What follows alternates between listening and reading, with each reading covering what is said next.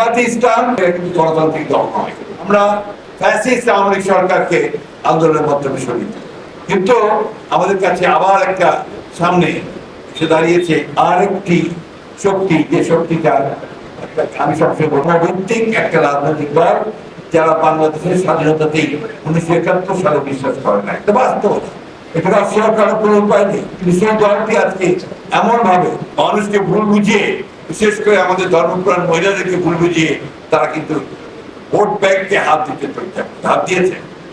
এই জায়গাগুলোকে ঠিক করার দায়িত্ব কিন্তু আপনাদের মাঠ পর্যায়ে যারা কাছে। জামাতে ইসলাম, আমি এর আগে বলেছিলাম, এরা কিন্তু গণতান্ত্রিক দল নয়। এরা হচ্ছে একটা রেজিমেন্টাল পলিটিক্যাল পার্টি। তাদের একটা নির্দিষ্ট গোল আছে, লক্ষ্য আছে, সেই গোলে তারা পৌঁছতে চায়। অর্থাৎ এখানে শরিয়া ভিত্তিক একটা ইসলামিক রাষ্ট্র তারা তৈরি করতে চায়। যেটা আমার এখানকার বাংলাদেশের মানুষের সঙ্গে যায় না। আমাদের বাংলাদেশের মানুষ একটা উদারপন্থী রাজনীতি করতে চায়।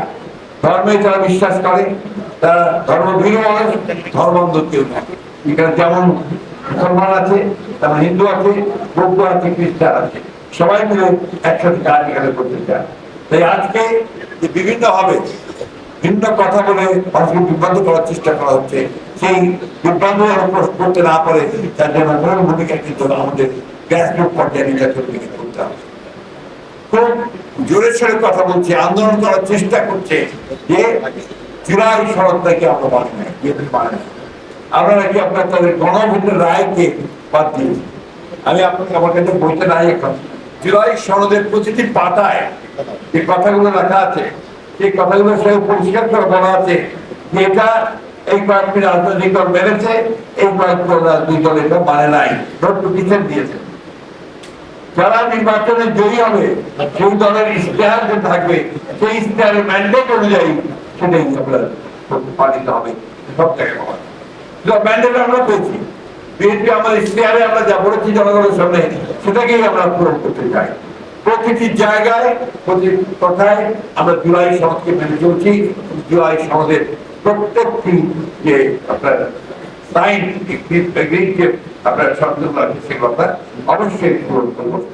আমরা তাদেরকে বলেছিলাম পার্লামেন্টে যে আপনারা আসুন, যে সংবিধান সংসদের কমিটি যেটা করা হয়েছে, সেই কমিটি আপনারা আসুন, যে জায়গাগুলো পরিবর্তন করতে হবে, আলাপ আলোচনা হয়েছে, আমরা সেই জায়গাগুলো পরিবর্তন করি।